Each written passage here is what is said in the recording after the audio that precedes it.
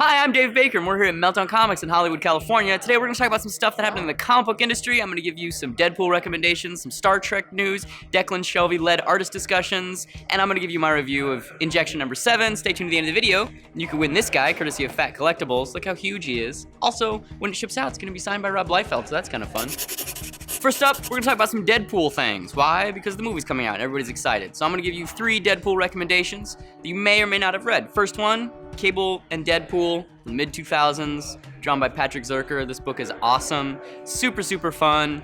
Also, there's a sequence where Deadpool has to wear Miss Marvel's costume from the 60s, and there's a crazy crotch shot and all kinds of scarring.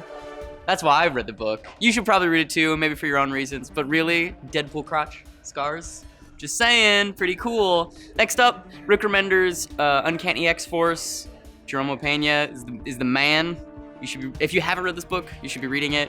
Even though it's over, I don't know why I said be reading it. You should just read it. It's awesome. For me, Deadpool sometimes gets a little oversaturated. And since it's a team book, this is a very nice use of him. He's funny, he's charming, breaks the fourth wall, but he's not overpowering like sometimes. And for the final Deadpool recommendation, the new Jerry Duggan, Brian Posehn, Tony Moore comic is really, really great. He fights an army of zombie presidents.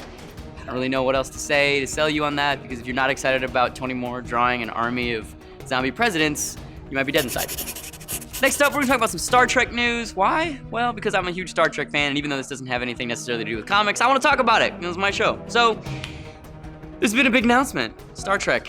It's going to be a show. It's going to come out in 2017. Alex Kurtzman's executive producing it. And today they announced who the showrunner and co-creator is going to be.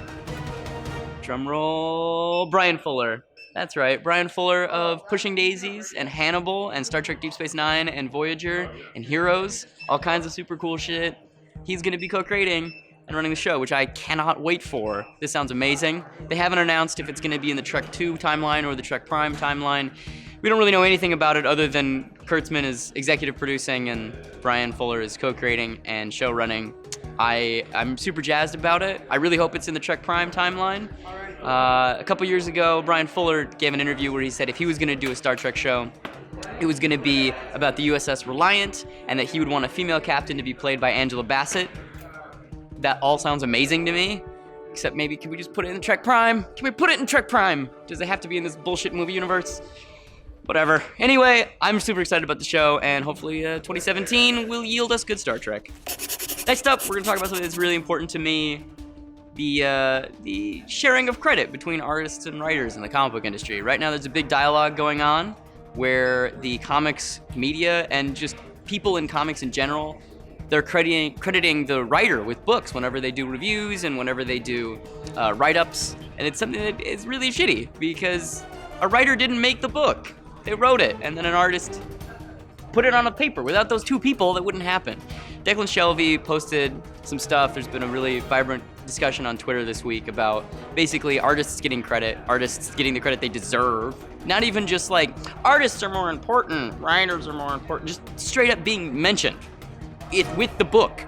Like, come on, guys. We need to do better about this. We need to credit the people that made the book. The two people, the writer and the artist. You can't say that All-Star Superman is Grant Morrison's book. It's not. It's Grant Morrison and Frank Quitely's. They both made the book. I don't know. I just want to bring this up because I feel like not a lot of people are talking about it, and it needs to be discussed in a wider forum. So today for the book, we're going to talk about Injection number 7. I love this book by Warren Ellis and Declan Shelby, published by Image Comics, colored by Jordi Belair. It's basically like, what if a bunch of scientists got together and injected consciousness into the internet, and then shit went crazy? And then those scientists had to try and figure out how to get the consciousness out of the internet and stop all of this weird paranormal shit from happening. Because due to said consciousness in said internet, now it's kind of fucking with everybody. So this arc specifically centers on a businessman whose wife has died and he only has one photo of her.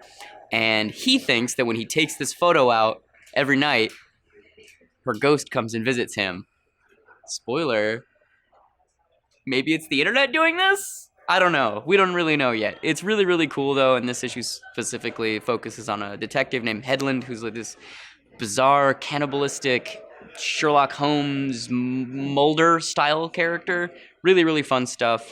Declan Shelby's artwork is super great because he does gray tones over everything. So he pencils, inks, and gray tones this book, and then his partner Jodie Belair colors it. And when she colors it, she layers the color in between his gray tones and the inks. Well, I mean they're all in the same layer, but you know what I mean. Like the colors float underneath the gray tones, so it's like there's a green glove, and then there's also his ink washes denoting the curvature and, volume of the glove. It's really, really great. I can't recommend the book high enough. Please go pick up Injection number 7. I'm Dave Baker. That's the video this week. If you'd like to find comics that I write, you can find them at theactionhospital.com. If your name is Vigo, you, my friend, you want a Phantom Pop, please contact us on Facebook. If you want to win this guy, courtesy of Fat Collectibles, look how huge this thing is. Look at the size of my face.